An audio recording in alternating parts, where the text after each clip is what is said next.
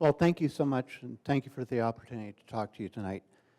I want to start this just to tell you that this is not a report, but this is a call to action. I stand here before you today to ask for your support and advocacy for a regional vision for transportation. In order to accomplish what we have envisioned for the future of the region, we must now grow the resources available to the region. Effectively, this means that we need to increase economic vitality to have the means to make good things happen for the people here, which requires that we have to go beyond just exchanging money from hand to hand within these 7 counties. Quite simply, we must do things that bring capital, think cash, inflows from outside of the region. Such inflows happen when we sell goods and some types of services outside this region, or when we bring in customers from outside the region to consume goods and services here. Notice that infrastructure is critical to success in attracting this kind of trade. For our region, this means investments in road, rail, and air infrastructure to effectively and efficiently transport products and people, and in some cases, fiber networks to transport information.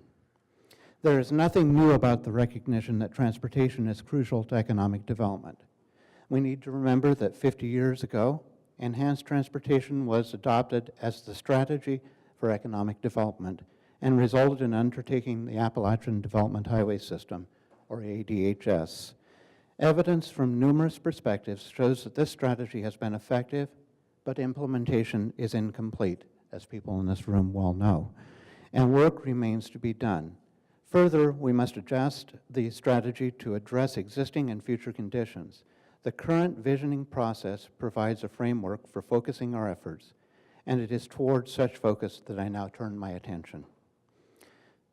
Western North Carolina must be an integral part of trading networks that surround us, as well as making sure that the region can fully participate in global trade patterns.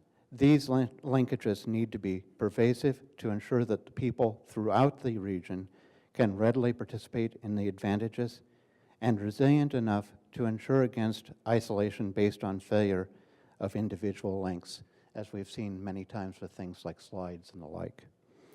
It was toward these ends that corridors were originally designated, and it is toward these ends that we should envision the need to design solutions. It is essential that here and as we go forth, we boldly proclaim the need and urgency to implement feasible approaches to enhancing transportation linkages to address the needs of the people in our region and ensure a bright future for this region. Today we envision the necessity of finding a financially and socially realistic way to sustainably link the region to surrounding communities to the south and to the west. All of us gathered here need to make it clear that we see the need to make immediate steps to plan, design, and execute timely and economically feasible completion of improved highway connectivity in line with the intent of the original Corridor K, in keeping with the overall vision of the region. In order to ensure economic feasibility, we must consider what is possible with the capital that is currently available, as well as consideration of what capital might be available from other sources.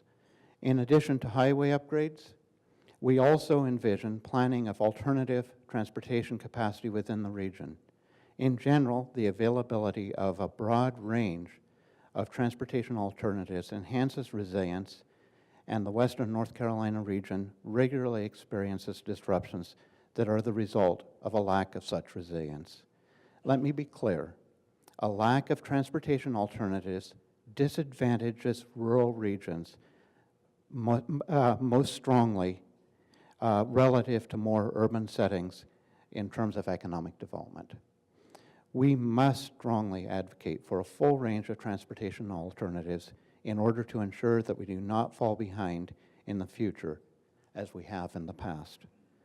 As I conclude my remarks, I ask you to become active, passionate advocates for feasible actions to enhance our transportation system and I ask you to take your advocacy to neighbors, regional leaders, politicians, and policymakers. Your participation truly can make all the difference in our creating a great future for this wonderful region that we all love. Thank you so much.